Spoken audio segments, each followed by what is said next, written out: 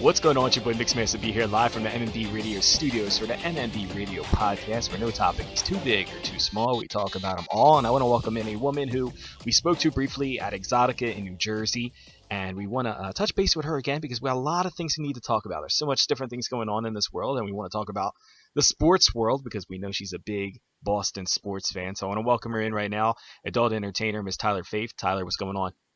Hi, how are you? Doing awesome. As I said, crazy times right now. First off, are you're well? I assume you're talking to us, so everything is good where you are.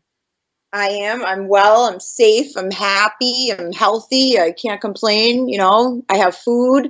I have shelter, water, and I'm not sick. So that's most important. That's the good thing, I mean, with this whole virus situation going on, we've had different guests coming on all week, and we kind of been just kind of talking to different guests and kind of finding out like what their mental state is, how everybody is kind of keeping up with everything that's going on. So a little bit different because you are calling us from the Boston area, correct? I am, yes. Okay, so it's a little bit different. So we've spoken to people, I mean, a lot of adult talent, is stationed in either Miami, Florida, or out in California. So we've gotten different perspectives of what's going on in the scene in California, which is a cluster in its own right now out in LA, and then Florida now starting to get a little bit more amped up. But what's the situation like in Boston? I haven't heard much of stuff on the news of how the Boston area is dealing with all this. It's kind of crazy, but I mean, I hate to like always pump up where I'm from because I feel like I always do. But, today, just like a little while ago, the Patriots, like Robert Kraft sent his plane, him and the governor, did some type of deal where they got to get their plane over to China and they got 1 million masks, those big N95, you can't get them anywhere masks. And they brought back 1.5 million masks, and now they're going to go to New York and a couple other places. But we have some of the biggest hospitals here, so there's it's a huge need, and it's just crazy that what amazing I feel like people are really coming together in this state here. Yeah, I did see the report on the ESPN app today. I read that story about Robert Kraft and how they had to get like clearance where they took the Patriots private jet there, and they filled it to capacity. I believe there's still a couple more masks that they're going to be able to send over at another time because they just couldn't get everything on this massive airliner that Robert Kraft had sent over there. But like I said, it's weird because, I mean, I'm right outside the Philadelphia area. So, I mean, we're hearing things from about Philadelphia, in the epicenter of which everything is going on in New York, which is just, is just north of us. But I really haven't heard too much, like what's going on in the Boston and in the Metro Boston area. But what is some of the things that you're doing now that you're in isolation? I'm assuming you guys are at a stay-at-home lockdown. I think 90% of the country's kind of been told to stay at home.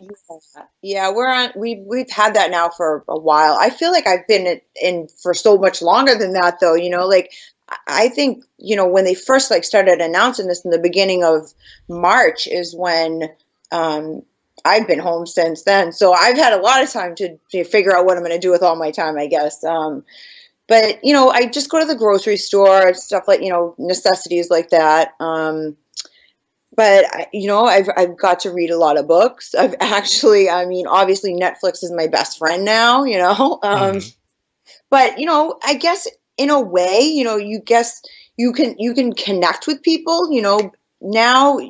I don't know. I feel like it's a blessing and a curse, it's a horrible situation, but I feel like the world, or maybe not the world, but us, the United States is coming together and helping each other, and just in communities are helping each other, helping, people that are older. I've seen so many beautiful things that people are going to nursing homes and doing like shows outside the windows, or they'll have microphones and they'll sing, and just that type of stuff is amazing. Like teachers are doing drive-by parades for all the kids to see. I mean, you would never really see that any other time other than a crisis, and it's pretty cool. And it's like I said, it's a blessing in disguise and a curse, Mm-hmm. Well, I have to admit that we've had an increase in guests this week on the podcast because you stop and think about it. It's like I would love to interview a lot more people on a regular basis, but schedule-wise doesn't allow me to, and sometimes guest schedules doesn't allow them to. But when we're all cooped up in the houses together, like where else are we gonna do? What else are we, So Right. we've had a lot of different guests come on, and so for everybody it's not aware, I mean, you are an adult entertainer and you've been in the business for quite some time. I Um, have. Yes. and like, but there have been guests that we've had on who may have not been in the game as long as you have, or is not as accomplished yet as you have been, and they're trying to find different ways to make income, whether it be OnlyFans and Sex Panther and some of these other apps where they can interact with fans. Um, how are you maintaining with all this right now? I mean, like, or I mean, how often were you shooting prior to all this was happening? Are you just kind of doing your own content? Like, what is a game plan that you may have put in place? I luckily, I have been doing it for a long time. So if I have other things going on too, but OnlyFans is a great avenue. It's when I first started, there was not even really like an internet. Like I mean, I started when there was VHS tapes, and most people don't even know what a VHS is anymore. So, which is crazy. But OnlyFans and the Sex Panther and the Dream Lover and Chad Star, these are great avenues for anybody to make money. You can if you want to hustle, you're going to make money. No matter what, if you put some time and effort into it, you're going to make money. Social media, if you just put some time and effort into it, you're going to be seen and you're going to make money. So it's a great time for anybody really coming in and or being in it for a little while and wanting to make money. You can. I wasn't really shooting as much as I was dancing, so that kind of like the dancing obviously everything was been canceled for a while, so that sucked, but what are you Yeah. gonna do? Now, I mean, you said that you were dancing and everything, and we know that you've been, especially in the Northeast, we've seen you post things on social medias about different appearances and everything. Without getting too much into your personal life and everything, how much of that is impacting you financially? Um, Dancing is great money. So that definitely is a big impact. I still make money from OnlyFans, which is great, and they have other things, but a dancing gig, a couple dancing gigs a month is really good money. For anybody. Because the club is paying you to go there, Hmm. and then whatever you make in tips, is extra. You're getting paid just to walk on a stage, which is pretty cool.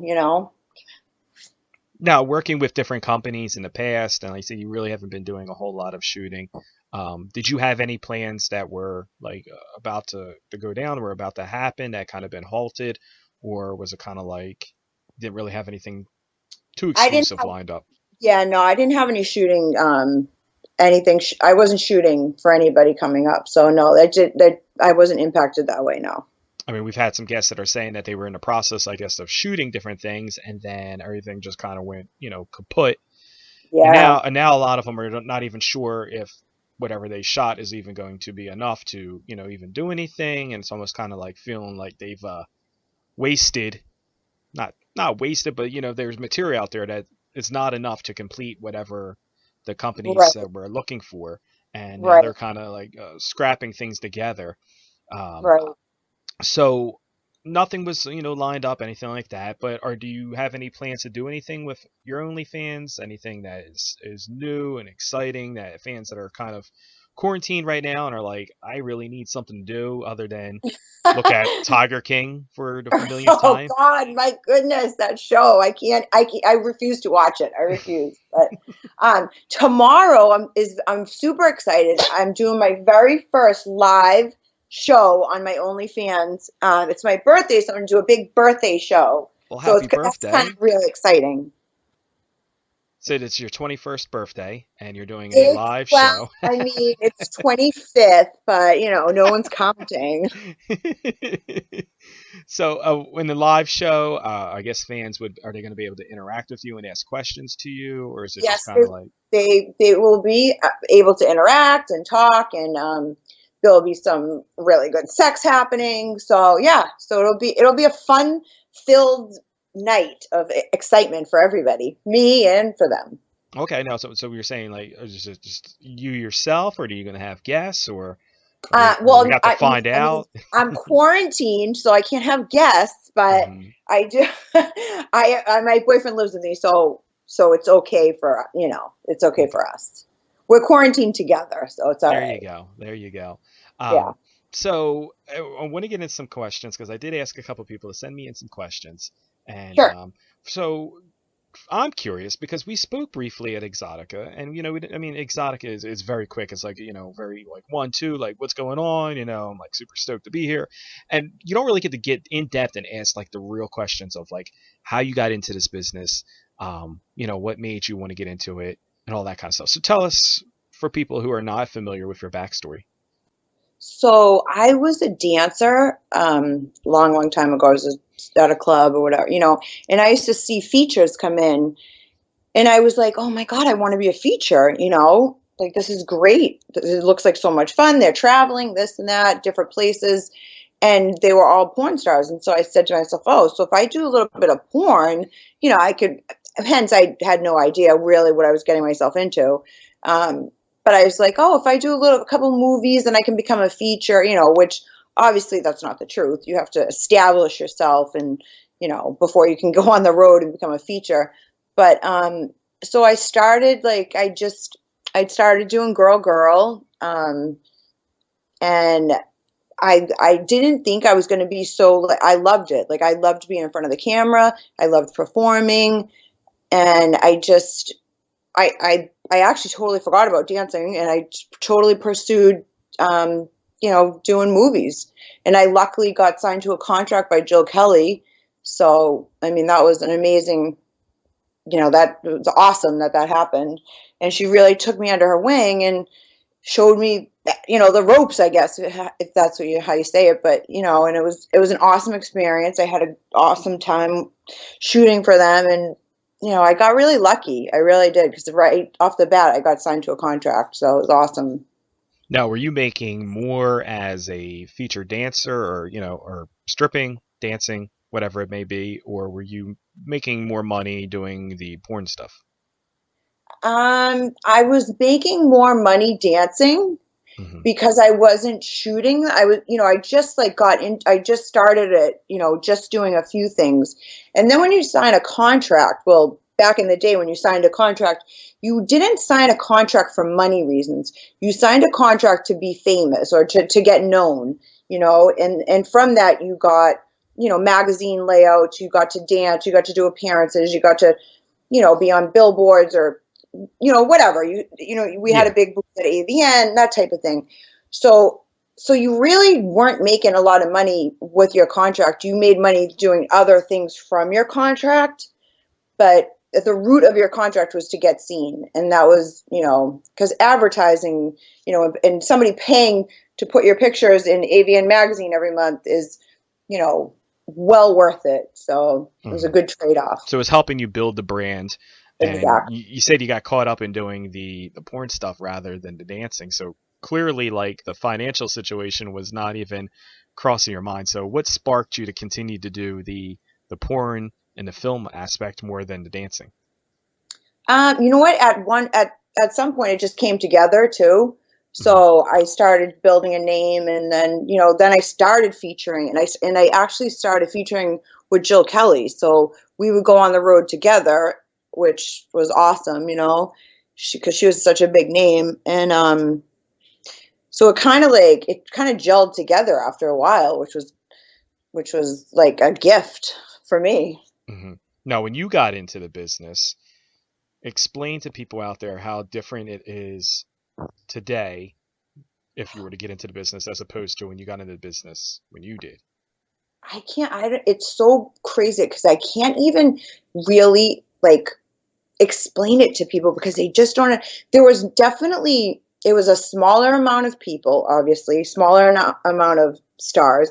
It was a smaller amount of companies, um, and the companies it was like the big companies were Vivid, Wicked, Digital Playground, Jill Kelly Productions, Evil Angel. There was like you could name all the companies that were a player in the game, and the big thing was back then was to be on box covers.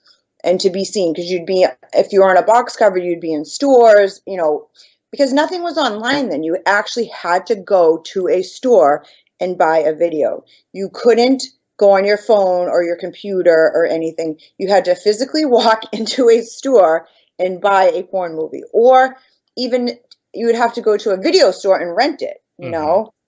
So to me, I guess that's the biggest difference, is that you actually had to leave your home and physically go buy movies or rent them. So, I can remember as a child going into the video rental stores and you do sneak past the little curtain to go into the adult area, and it's just nothing but VHS box covers with styrofoam stuck in them. So you had to like take the box up to the counter for them to put the tape in it. But I mean, you think about it, it really does make sense because like clearly even at a young age then, I knew what boxes I liked better than the other boxes. So it's just like, hey, I like this one with the blonde and the big boobs. Like this is right. the one I want to, I want to see. And the internet has made it so much easier for people to be seen and noticed. But again, like we were talking about gifts and curses of things, it's also been a curse too because he said there wasn't as many production or companies Right. back then. There wasn't as much talent, and now there's like an influx of talent, and anybody who has the internet faster than dial-up. I don't even know if dial-up even exists anymore, but I'm sure there's some. AOL. Yeah, I'm sure there's some little AOL little yellow guy running across your screen making like weird fax noises. But if you're still running on dial-up, if you had access to the internet, you could essentially become your own makeshift star, just Yeah, you from could. a social Yeah, media gathering and all that stuff. Um, yeah. so when you got into it, what was something that you felt attracted people, would have been Kelly's Productions or, any of these other groups that you were working with? What you think made you stand out? Was it Um, a lack of other talent out there, so it's kind of like by default, or like how aggressive was it to for people to try to get into it, because there was only so many spots you would think back then. well, you know what? You could be, I mean, there was a lot of, there was a decent amount of girls that were just talent, but to be a contract star was like a big deal. Like, I'm trying to like think of something to compare it to in like, regular life. Like, if you got signed to a contract, you were like, in high school, there's like the popular crew, and then there's the people that they have the cool table, and then they have like the little, the okay looking girls, and then they have those like nerdy people. So I guess it was like, you would like the popular crew in high school if you signed a contract with a porn company, like Hmm. you were the elite of the elite. So I guess that was the biggest thing, is everybody wanted to sign a contract. And when you signed a contract, you only worked within your company. So I could only work with, I only shot for Jill Kelly Productions. I only shot, with the talent that we hired. But I could never work for a different company, and nobody else, and no other contract stars could work for other companies. But I guess that's probably the biggest thing. And the reason why was because they invested so much money into you, because they only had a handful of girls at a time. I would probably say that maybe at the most we might have had 7 or 8 contract girls at a time, but I don't even think we had that many. So they really invested a lot of money into their contract girls, into marketing them, advertising them, getting them, we hosted this big tour across the country called the Porn Star Ball, and it was like the Jill Kelly girls hosting, and it was like it was on like HBO or something. It was like mainstream gigs and this and that and magazines. So you could, I mean, obviously other girls could get that, but if you had a marketing team behind you and a whole company behind you, it's a hell of a lot easier than doing it on your own, I guess. Now let me ask you too. So doing this and getting this mainstream exposure, at what point in your career did you realize that it was now going to change? That the internet was starting to evolve. Like, did you see it firsthand changing? And then, what was some of these productions companies' reaction to something like that? I feel like, because I left, I left for personal reasons in 2011, I think it was. Like I moved out of LA and moved back to Boston for family reasons. But so I feel like that was right when the internet thing blast, I guess, started happening. And, I feel like during that time, like over the next few years of that period, is when the companies, like, you know, I think Wicked sold out to like an internet company. Like I feel like all these big companies like sold out to the internet companies like really quick. And I don't know how that happened. Maybe just because these VHS DVD companies didn't get like on the ball with the internet right away, or they just didn't realize the switch over. Hmm. Um, I know like Joe Kelly Productions went bankrupt, uh, but and Penthouse bought their company. But even Penthouse, they didn't hit the curve for the internet either. And they bought a video company. So I don't know. It's just I feel like I didn't see the changeover, but when I came back and started shooting again, it was quickly apparent that everything had changed like immensely. What was the one thing that stood out when you came back that you were like, okay, this is totally different? The number of people on a set is much smaller now. It's a different type of feeling. It's a different crew. It's like literally probably. I mean, I was on sets that there was, a crew of like 20 people. Now I feel like if there's three people there, that's a big crew. It's crazy. Like I feel like it's a one camera person and that's it. There's no, when I used to shoot for Joe Kelly, we had two camera people. We had like a person with a microphone. We had a still person, a makeup person on set all the time, a craft services. Now there's like a couple donuts and a coffee and and so, And you you're know lucky to get that. and you're lucky to get right, and you might get a water but you might not, so you might have to bring your own. Um, now, a lot of people that are trying to get into the business, I mean, clearly right now is probably not the good time to get into it with everything going on right now, but people that were thinking prior to this outbreak about getting into the business, and a lot of stories that I hear from people that are trying to get into it is that they're being asked to do all kinds of wild, crazy shit that like they never even thought of in their personal lives, maybe have seen an example of it once or twice, on the internet. What was the big thing when you got into it that was like it was like a deal breaker, like you had to do these type of scenes, or was there any? You know what? I always, that was the one thing I said to myself, if I'm going to get into this and do this, like, I have to always be okay with myself. Like, I have to look at myself in the mirror. And if I didn't do something in my personal life, I was not doing it on film. And there was, and I had a few things that I said I will never ever do. And I stuck to it. I wasn't into all that crazy stuff, but we didn't do that at Joe Kelly Productions. We didn't I didn't do gangbangs. I didn't do, bukakis and this and that. I didn't, I shot like two anal scenes. So I didn't do all that crazy stuff. I liked the porn where it was really pretty. It was two hot people having really amazing sex. The chemistry was great. That's what I want to see. And that's what I like. So I feel like I tried to always do what I would be okay with watching. I didn't want to do anything. I don't want to watch somebody with an umbrella in their ass. I don't think it's sexy.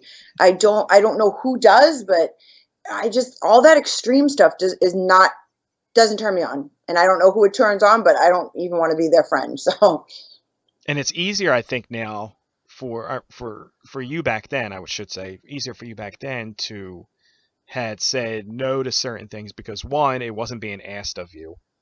right. Two, you were, a contract star, so they've already committed to putting the marketing behind you because they knew if they didn't, then it wasn't going to make them any money. And I feel like it's kind of flipped a little bit now, whereas today, if you tell somebody you're not going to do something, then they'll just find somebody else that's willing to do it. So it's very Exactly. cutthroat in a way that somebody else is going to do something wild and extreme, like you said, some kind of umbrella play, which by the way, I've never seen any of that. So you've witnessed and seen more shit than I have. Because I haven't seen nothing with a fucking I umbrella. I'm like I have friends like like Belladonna was one of my really good friends, and she was at my house the night before. She like took a baseball bat up her ass, and I'm like, how do you even get ready for something like that? Like it's Spring just training.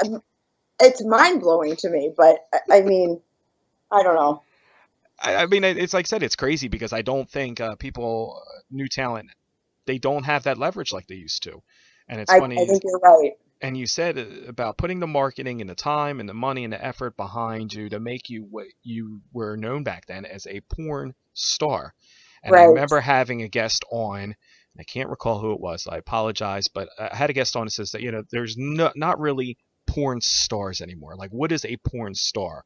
When you yep, think of a porn star, you think of certain names that can almost be like the Mount Rushmore of the adult yep, entertainment business. Those are porn stars. Now it's just, girls that are having sex on camera. Not that they're yep, not talented or not sexy or pretty or, have a lot of personality or charisma, but there's just like what makes a star anymore when, again, there's so much of it out there. right. So it's I, you know, almost an I end of an like to era. say to people, I'm like, you have to have credentials. Like, you have to, just because you did, you took five guys in your butt doesn't mean that you're a porn star. Like, I feel like you have to have accolades and credentials and not so much win awards, but just be, have something under your belt that you can say, okay, well, I did this, this, this, this, and this, and this.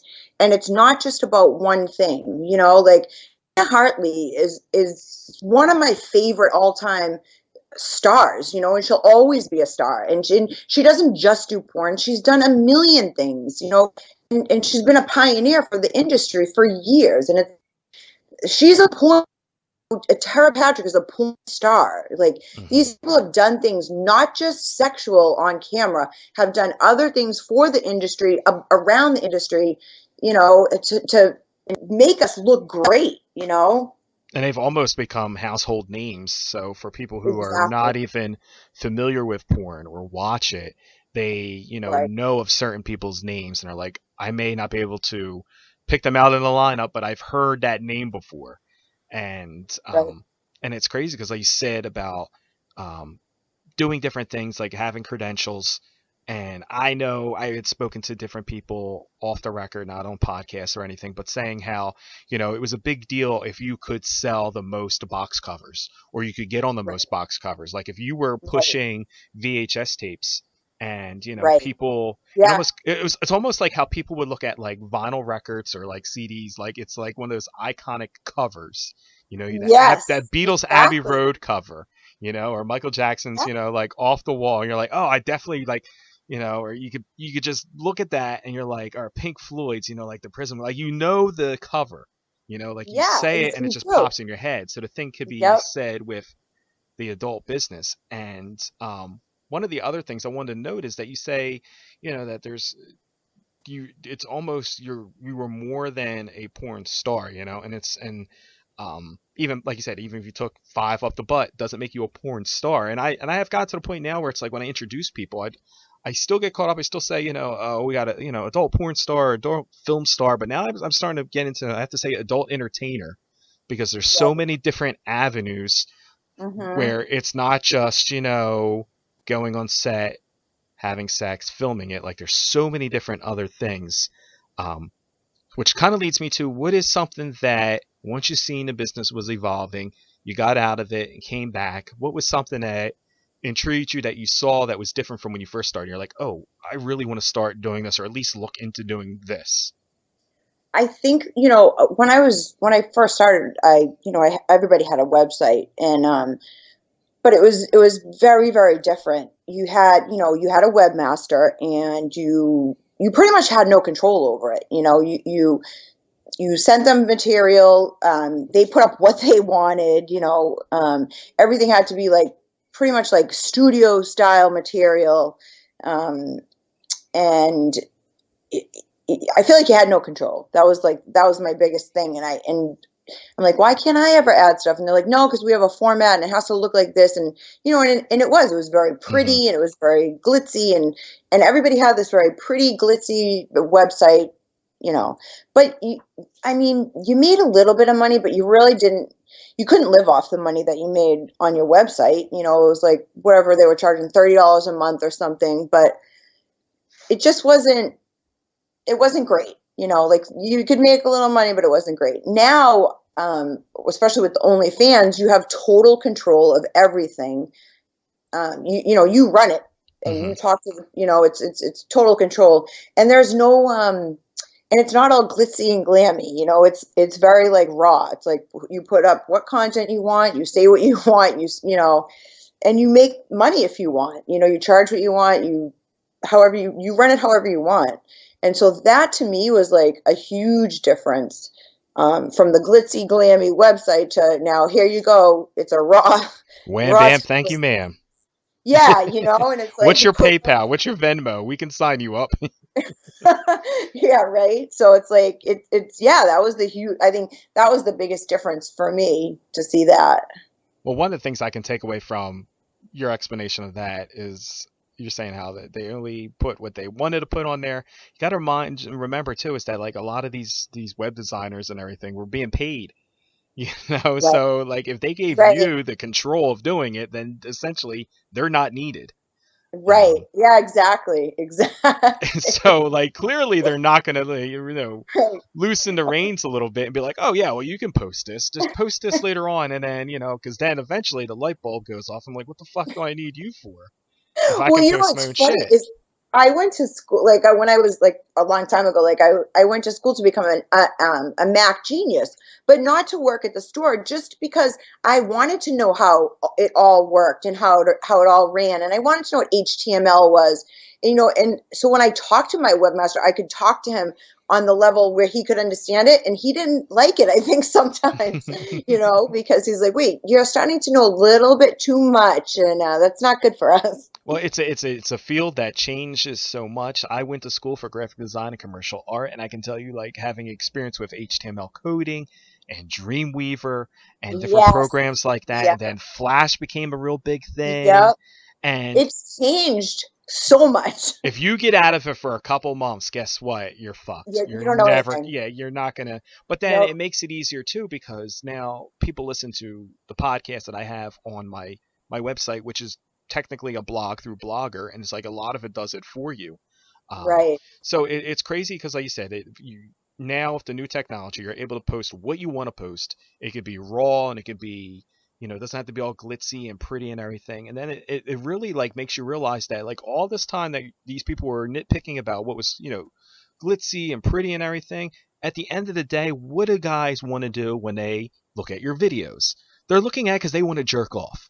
They don't Right. really care if it's raw, if it's edited, you know what I mean? Like, they don't care if they Exactly. see the cameraman in the background in like a mirror. You're like, oh, his reflection is there. They don't give a fuck. You know what I mean? Like it's kind of crazy that they have the mindset that they can block that out. They're like, oh, I can see the guy in the reflection of that mirror there. Right. Right. Like Oh, they, wait, there's a shadow there. Nope, we're not put. That's not. oh, That there's a can't go up to third the guy shadow. in the room. You Yeah. know, Yeah. I'm not gonna watch this. You know, so it's funny that somebody along the lines thought that you had to like not see that, like it was almost like a, you know, revealing behind a curtain. You know, at the end of the day, it's like dudes really don't care. They're just watching it because they're just getting their jollies off. But you know, it is what it is. So fans ask all the time. They want to know what was your favorite scenes to shoot. Like, what did you get excited for? Whether it was something that you were doing in your personal life or just something that was exclusive to camera. Um, when you got your like, because I've been told, and correct me if I'm wrong, I've been told when people go in, they're not necessarily sure what they're going to shoot. They just kind of give them, you know, a synopsis of it's like they know it's going to be like a butt scene or it's like, you know, a titty scene or something like that. Is that true? And then how often do you know ahead of time what you were walking into? Okay, so it is true for the most part. Like nowadays, like they don't really. They'll tell you. I mean, no one's gonna say, "Hey, you know, oh, you just got here. You're gonna do an anal scene." Like you know what you know the sex that you're gonna have. You know, if you're gonna do a blowjob scene, if you're gonna do an anal scene, if you're gonna do, I don't even know what else, an umbrella in the air scene. You know what you're gonna do. Hmm. But as far as the synopsis, you really don't know. you might have an idea, but they'll say, okay, so today the pizza boy is going to come in and you're going to throw a pizza at his face and then you're going to start sucking his dick. And then, so that you usually don't know nowadays. You definitely know about the sex, but back in the days, before, I mean, I used to write, like Jill Kelly used to let us write our movies if we wanted to. And so a lot of them I wrote myself, like I wrote the whole scenario and I wrote, what I wanted to do. But so I usually would just, like, I would take from other movies that I seen. So like I loved 9.5 Weeks when they had that food scene. So I Hmm. did a movie like that. It's called Tastefully Tyler. Um, like stuff like that. Like I would see other movies and I would just kind of take what I liked from it and do my own thing with it. Put a dirty spin on it, I guess. Okay. So like when they tell you were gonna do something like a blow bang or something like that, has there ever been a time where you've walked onto a set, we're told this is what we're gonna do, and felt like, no, I can't do this? No, I never had, knock on wood, I've never had a bad experience. And I've never been in an uncomfortable situation where somebody has said, this is what you're going to do, and then got there and then said, oh no, we're going to change it up, or this is how, or we're going to do this. That's never happened to me. Um, Luckily, because I would probably kill somebody, but yeah, no, I've never had that happen to me. So I guess I've been a lucky one of the lucky ones. Now, fans meet you at different events. They meet you in your feature dance, meet you at Exoticas and AVNs and all these different things. What is the one scene or one movie or the one time that fans always seem to remember? What's the one that seems to always you always get told about when someone sees your work? It's like, oh, I loved when you did this. So I forget the name of the movie. I should remember it, but it was a hot tub scene. Um, and the male actor, and his name was Bill Bailey. He actually passed away like last year. He fell off a railing or so. It was I like a did hear crazy about story. that. Yeah, Yeah. So, it was like which in is, Mexico or something, wasn't yeah, it? I think it was like, I think it was at a convention. There was a Yeah, convention I down did hear there, that story. and I think he had been drinking or something, and Hmm. but anyways, yeah, so I did a scene with him. I think it was for Naughty America. Christian was the director and the producer, and it just people always say to me, "I love that scene. You did the hot tub scene with Bill Bailey," or they'll say, "I forget how," but everybody seems to love that movie, that scene, that yeah. Now, how much of your content do you watch? Like, do you watch I stuff back? Do you like analyze video? Like, do you have game day, video that you're watching or prepping? I know. Yeah, I have Bill Belichick at my house making sure that I watch. No, I don't. I don't do that anymore. In the very beginning, I did. Um, Is I that did. weird watching your own stuff? Well, it was very weird, especially because I think everybody once they hear themselves on video, they like cringe. So imagine hearing yourself have sex.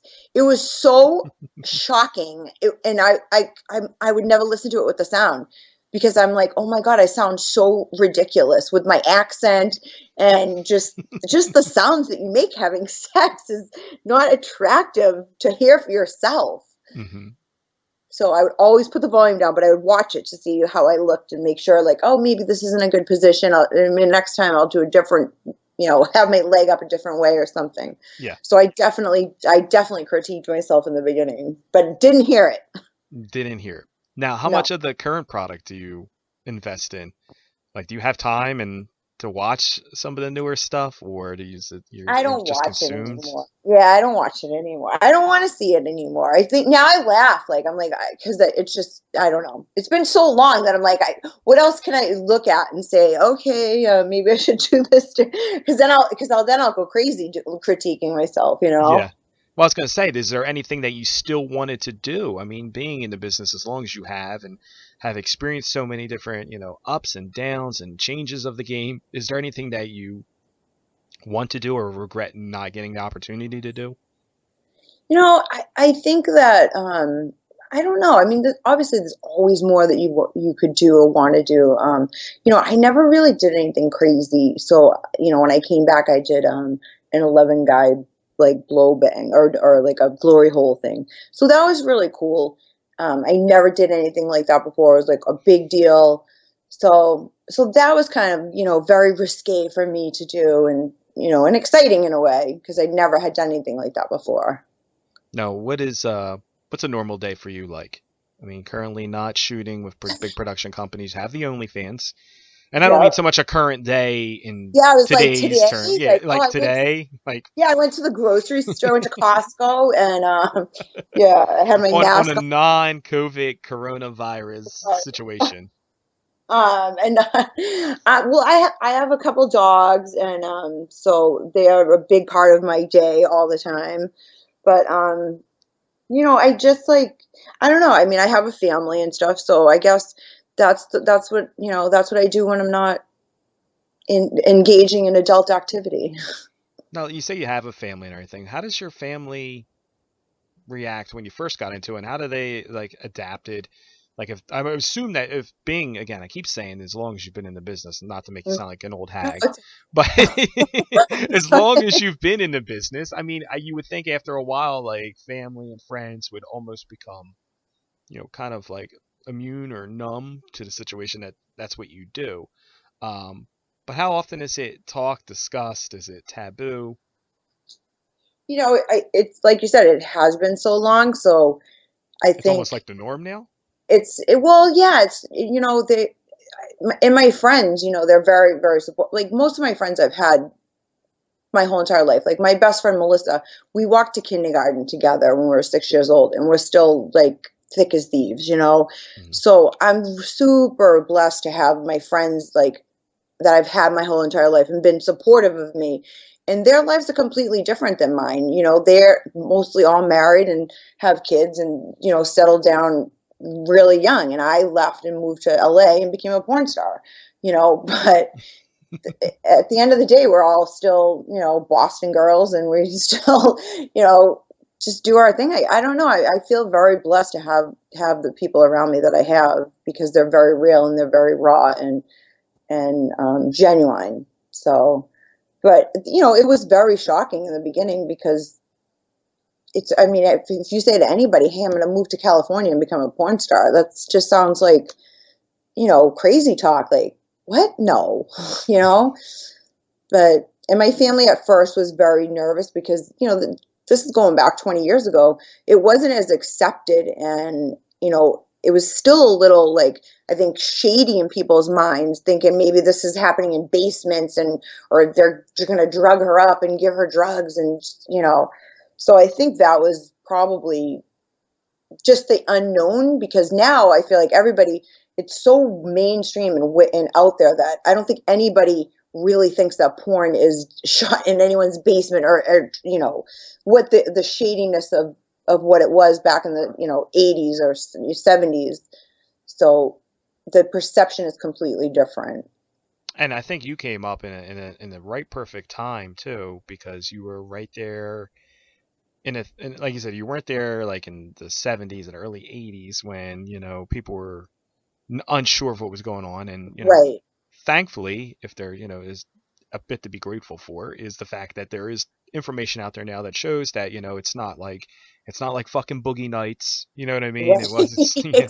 You know Exactly. what I mean? Burt Reynolds was not Exactly. walking around. The people weren't Right. rolling by in roller skates. It wasn't like the whole stereotypical porn scene. But I think you came up in a time where you I don't want to say the word easier, but I think you had a little bit softer than some other people nowadays because I again, agree. I agree. nowadays it's so much harder because people are pressured to do things that's out of their comfort zone. I People agree. are taken advantage of. Although you said, people don't believe that's being shot in basements anymore. There's still the dark side of it that, Yeah. I think is a little bit more extreme now than probably was when the star was more, they were more at the mercy of you than the You're other way right. around it is today. So I mean, my personal opinion is that you came in at a time, and I don't want to say exited, but like when you left and came back, like you came in a right good a time and had enough knowledge that Right. unfortunately a lot of people I don't think have that proper knowledge. Hopefully they're getting a lot of it today. You're right. No, you know what? My timing in life has never been so great. But I have to agree. You're right. I came in a great time. I had a great run. And when I left and then came back, it was I left in a good amount of time and came back and was very wise Hmm. to what was going on. So I didn't get caught up in all that craziness, I guess. All the crazy bullshit, you know. Yeah, So yeah. I got to talk about it, and you knew this was going to come up before we got to the end of the podcast. So when Yeah. I talked to you Yes. in Exotica in New Jersey, we were talking about how you're, a rabid Boston sports fan. Yep. And first off, before we get into the big questions, Yeah. what's for you and for your fellow Boston sports fans? What is life like right now without having sports? Because Boston is a big Oh, sports town. Coming from the Philadelphia area, like we're a diehard sports town. You got those iconic towns, the Boston, Chicago's, New York's, Phillies. What is the Boston sports scene like right now, where there's nothing going on? it is really sad. I don't know what's worse, being in this house and doing nothing or not having any sports. I mean, at least if we could watch sports, like I guess it would ease our pain. But yeah, it's really tough because right now, we would be in the beginning of our Red Sox season, would be in the height of, basketball and hockey. And, when the NHL called the season or stopped it, the Mhm. Bruins were in first place. They had 100 points. They were leading the whole entire league. And it's like, what? No, you know, it's tough. And the Celtics look so good too. Oh, And then, I yeah. mean, but at least the one thing is that you had the Red Sox going into this season, and there's a little bit of controversy going into the season, with the whole, A lot of yeah, a controversy. lot of stuff that went down with what happened with the Astros, and a trickle Yeah. down effect, and Cora having his hands in that mix.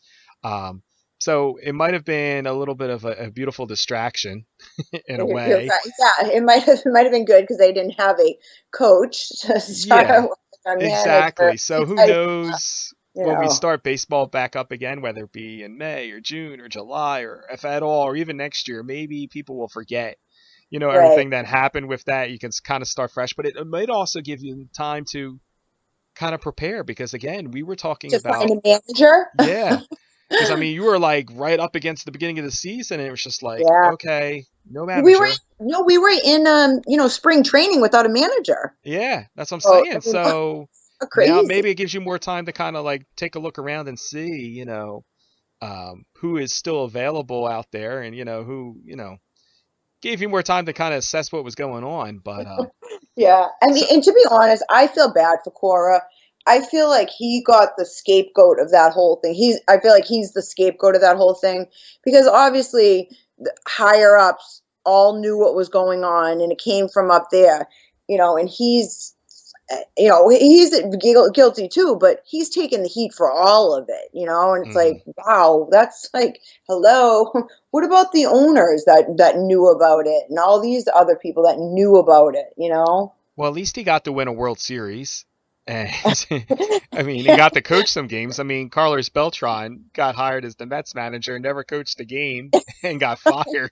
So, uh, I know that's right. I forgot about so at that. least he got to win a championship in Houston and one in Boston. At least he's got two rings. It's like if I there's any constellation to it. You know, Yeah, that's can true. you Yeah. imagine going through that whole press conference, being introduced as a coach and the manager of the Mets, and then never even seeing the field? No, I can't. I mean, it's not even funny. I shouldn't laugh. That's awful. But no, I can't. That's like, God, he must have had some really bad karma come into him because that's awful. And the only thing that would have made it better for you is if it were the other team in New York. I'm not so like bitter about them, like I feel Because like you've because gotten we, what, three or four championships yeah, since then. I feel, I guess if we hadn't, then yeah, I'd probably still be bitter, because the whole curse nonsense I was and gonna say if 2004 never happened, this right. answer may not be so, Right, sympathetic. exactly. I agree. I agree. My blood pressure right now might not be what it's at. It might be quite higher having this conversation. But yeah, I'm not really. I mean, it's fun to have a rivalry, Hmm. but Could they you don't bother. imagine if this were September and you were heading into, almost October playoff baseball with the best record in baseball? In 2004, it never happened. You're still are like wanting that World Series championship that you haven't gotten since 1918, and then this coronavirus hit. Oh my God.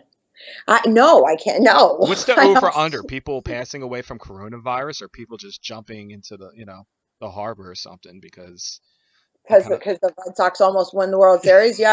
and I then it think got cut people short. honestly people be praying for the coronavirus because they would be so mad, like I'll kill you coronavirus. You made me lose this, we didn't get a chance. It's like the one person that was hated more other than Babe Ruth, the coronavirus. Yeah, exactly. Oh my goodness. So, all right, so let's just jump into it. Your Go your for it. your Go New for England Patriots, it. Yes. okay, Yeah. and This is a tough conversation right here, by the way. It now I is. know how much you love Tommy Terrific. How Yes. terrific is Tommy still? Oh God, this is such a because I mean, obviously, I have my own feelings, but like I'm trying not to be selfish about it. Indulge, let it out, let it out. Oh, It's not so good to keep it inside. I, yeah. To be honest, I really think that he didn't want to stay here. Uh huh. I think, to be completely honest, something happened between him and Bill Belichick a few years back. I don't know what. It What he might have wanted been. to ship his ass to San Francisco? Well, maybe, yeah. That was going to be my next comment. Yeah, I think I to be. Yeah, I think that's what happened. I think Belichick wanted to keep Garoppolo and get rid of Brady, and Kraft said, "Hell no, you're not fucking getting rid of my golden boy." Hmm. And ever since then, it hasn't been the same relationship between them. And then last year, with all the nonsense, with Antonio Brown and not having anybody to throw to except for Julian Edelman, it gave him so much, like, people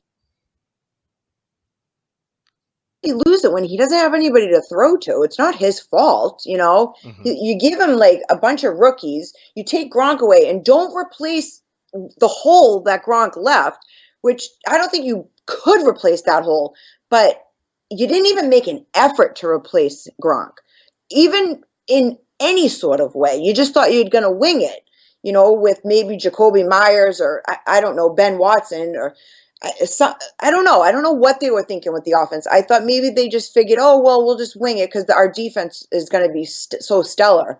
But Hmm. you still have to put up points, and they weren't even they I don't know if they had like the worst red zone record, but if not, it was one of the worst red zone records because they could not score on the 1 yard line, on the 5 yard line, on the like no matter if they had 10 chances, they weren't scoring, and it was so frustrating to see.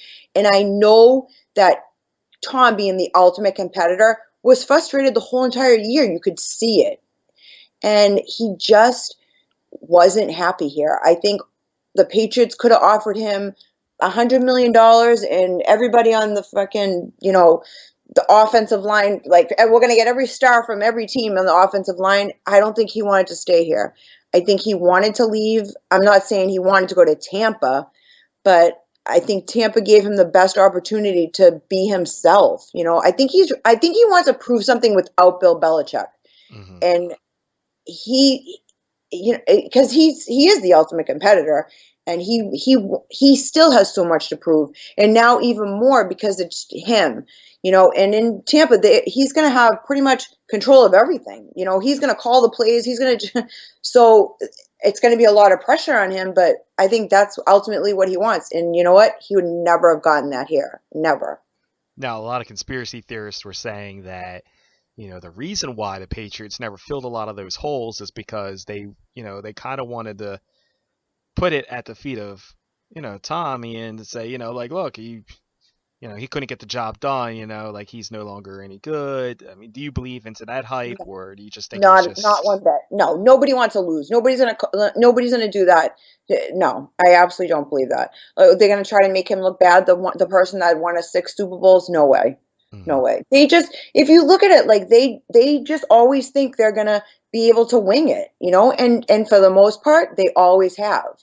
They've gotten very, very lucky with most of their, like, with their picks or what, but if they thought they were going to get lucky with the Antonio Brown, I get it. We would have gotten lucky with Antonio Brown had he not been such a dumbass. Mhm. Um, stay off your phone. Stay off your phone. Don't text back to people that are going to accuse you of sexual harassment. Yeah. Um, just don't text back. But so I think that they were banking a lot on Antonio Brown because they got rid of in the beginning. Who did they get rid of?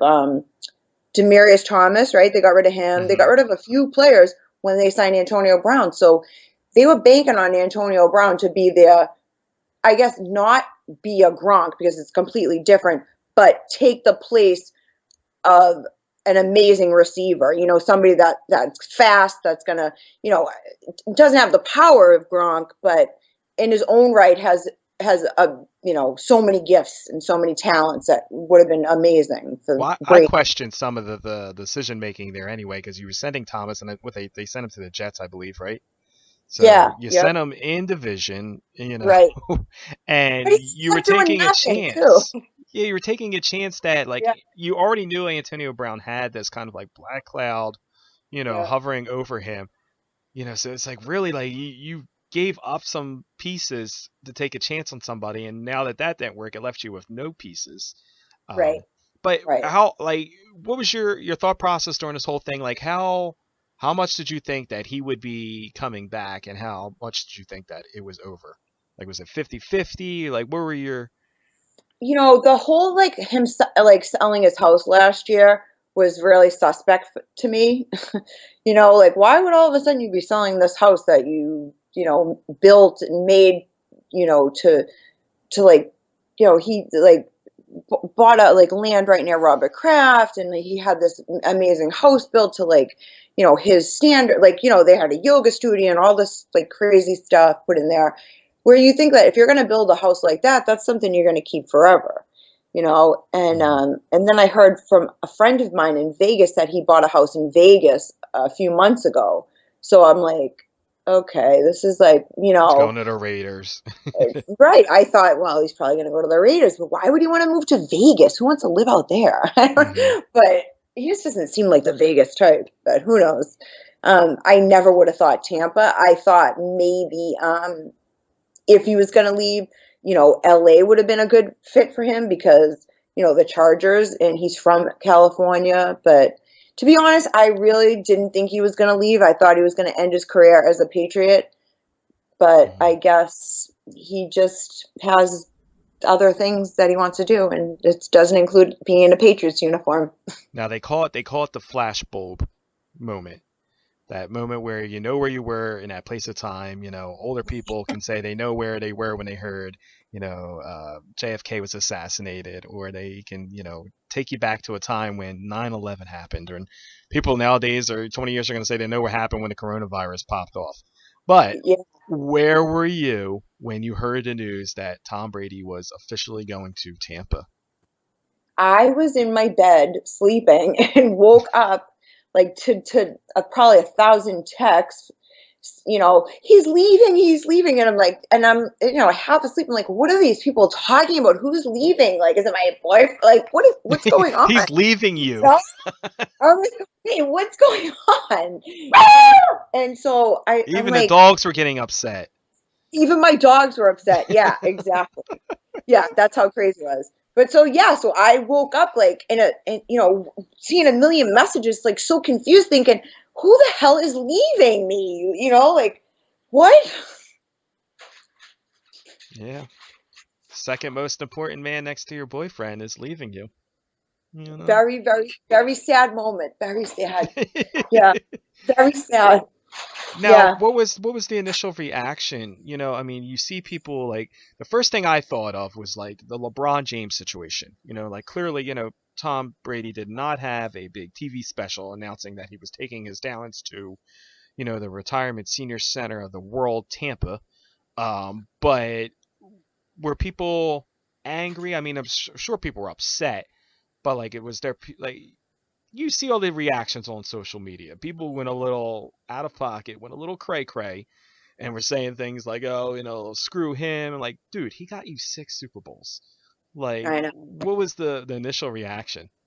I think everybody was mad, especially because the day before is when they closed the bars and restaurants. So like you couldn't even go out and drink your sorrows away. You had to just stay home, and just watch the TV constantly and just have them talk about it, and you just get crazier and crazier. Um, so I mean, I was mad. I was heated. I was so mad. I'm like, I can't believe he's doing this to us. We have a coronavirus going on. Why is he leaving us now? Like, it's horrible. So, yeah, I was mad. I was Now, were mad. people were people more mad at him or more mad at the organization? Because again, a lot of people said this stemmed because of his relationship with Belichick. So I think we're like, was there a divide? I think so. I think now more people are mad at this organization. Or, I think they're not so. I think the initial reaction was everybody was mad at him, and then when the dust cleared, they're like, "How could they let him go?" And so I don't know. I mean, I guess it's whatever you believe. If you believe that he wanted to leave, or if he was pushed out, or who knows. Now we'll see what happens in Tampa. I mean, right now, I mean, we don't know if there will be an NFL season this year. He signed a 2-year contract, and Father Time is going to catch up with him. Do you think he has one more Super Bowl in him? Yes, I do. I actually do. Yeah, I mean, it's a yeah. tough division he's going to be in now. It is. I Drew mean, the Brees NFL and is tough no matter what. Like people always say, the AFC East is not that tough. That's why you still go. Yeah, it's all tough. You know what I mean? Like it's all. It doesn't matter. It's you know we play the Dolphins twice a year, and they always seem to get us somehow. I don't know how. They couldn't win a game last year, but they managed to win when it counted. It mhm. they know each other. The coaches know each other. They know how they play. So I don't know. I just think the NFL is a tough league no matter what division you're in, and every year it's different. So Time will tell. time will tell. Time against Tom. I think it was not the name of his series, or Yeah, Time versus something like that. It was like Time versus yeah, Tom. Or something. one of Yeah, those sports documentaries. yeah, So, in closing, before we let you get back to quarantining, yeah. what is something you want to now that you have a little bit of downtime, as we all have a little bit of downtime, what's something that you've committed to? A lot of people are trying to pick up a new hobby or learn something new that they haven't, whether it be a language or how to play an instrument or finally read that stack of books that's in their library that has just been collecting dust. What's something that you want to do impactful while you're downtime? I definitely want to read more. Definitely. Because I feel like we don't really get to do that in a busy. I do, I guess, a little bit when I'm traveling, on planes. I Hmm. try to always bring a book with me, but now I can actually sit down for a couple hours a day and read a book, you know, and it's so good for your mind. I've come to realize, like, because it slows down your mind, it makes you concentrate. And I feel like our minds, from looking at our phones, or answering emails, looking at a computer screen, or just, there's so much like lights and technology and computers and things in our eyes, that our brains are not slowing down. It's very fast. And reading, I feel like I feel, because it's the last like few weeks I've felt like this, that it slows down your brain and gives your brain like some time to relax and like enjoy the moment, Hmm. because it can actually like make a picture in it in your head, and it's like, I don't know. I've really enjoyed reading, so I guess it's been good. I totally get that. I feel like a lot of people right now are, and I'm at fault of it myself, where I think a lot of people are on a roller coaster. There are a lot of unemployment right now. A lot of people are trying to figure out like how they're going to make ends meet. And then at one moment, I can speak for myself. At one moment, you're feeling upbeat and positive. You're like, all right, I'm going to do all these awesome podcasts. I'm going to have some great talent come on. I'm going to, do things that I love. I'm going to read a book. I'm going to do all this kind of stuff. And then at other times, I'm feeling like, like you hit like that anxiety curve that you're like, oh my God, what am I going to do about this? And it's a struggle. So I'm hoping that people are, listening to this podcast, and whether you are reading or learning a new trade or hobby or language, if you're doing something that is kind of easing your mind, then that's the one thing that I can hope for people. Because again, there's so much uncertainty right now. What's going on? And I'm trying to take full advantage of the time that I have right now, because no one's able to say that in 2 months or 3 months that I'm even going to be in this position where I'm able to have awesome guests like you on and have us just rant about Tom Brady. So I guess what I'm saying is it makes you take a lot more in perspective and appreciate a lot more of the things that you have, because at any moment, you like, who would have ever thought, you're hearing things compared to, the Great Depression and the Black Plague, and it makes you appreciate people that had to go through your grandparents and great grandparents who had to go through, different things like, world wars and, things, and you're like, how did they ever do it? And you take so much for granted. So hopefully everybody's got a better ease of mind, and it's been awesome having you on. Is there anything you want the fans to know? Again, plug and promote the live show again for everybody on your OnlyFans, or where they can find you at. It's going to be at 8 o'clock Eastern time, Eastern Standard, I guess is that what you say, how you say it. Mm-hmm. And it's for my members of my OnlyFans. It's a birthday show, so we're gonna be some interaction with my fans and members, and they're gonna see an awesome sex show after that. So And yeah, that's just right at OnlyFans, Tyler I think Faith, or yes, onlyfans.com/Tyler Faith. okay, awesome. So make sure you check her out on there. Check her out on all her social media platforms, and um, we feel for Boston right now during this tough time, and especially because the whole Tom Brady situation. But you Thank guys will get through this.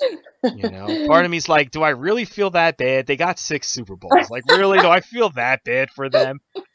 I You're not the know. Cleveland Browns. You're not the Detroit Lions. You know what I mean? Like, people in Detroit are like, screw you, Boston. Like, cry me a river. You're not going to have a seventh Super Bowl. But hey, you never know. You never know who Never. might be the quarterback of the Patriots this year, and what might happen. It might just shock the world, and maybe it is all Bill Belichick and it wasn't Tom Brady. Who knows? I always said it's a little bit of both, but if I'm going to go I with agree. who has the slight advantage, it's Bill Belichick because he's a mad scientist. He's like the scientist on Back to the Future. It's crazy how smart he is about football. Yeah. Yeah, and if you ever get an opportunity, he has a really good a football life on the NFL Network on Bill Belichick, and it's called like an NFL Life or like a Football Life, like the documentaries they do on him.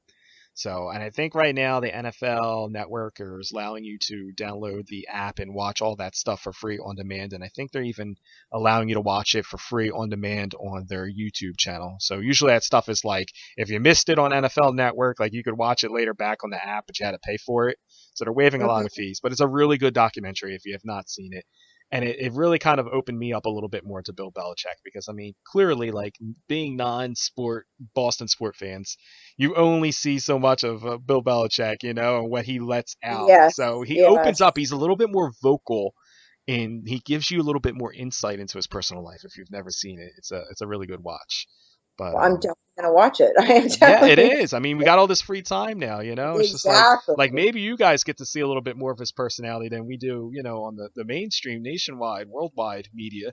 We always just kind of see the short answer Bill Belichick, and then I mean, he's still monotone. He still like sounds robotic in the documentary. But at least Right. he like elaborates a little bit more in his answers. His answers aren't, one or two words, but he's still very very robotic when he speaks. But yeah, again, we appreciate you coming on, and everybody check out the live show, and happy belated birthday to you. And be well, be safe, wash your hands, don't hoard and hold up all the toilet paper. Um, I know. but Right? we really appreciate it. Make sure everybody is safe up there in the Boston area. Thank you. I love you. Mwah. Thank you. Take care. Hi, this is Tyler Faith, and you're listening to Mix Master B on MMB Radio.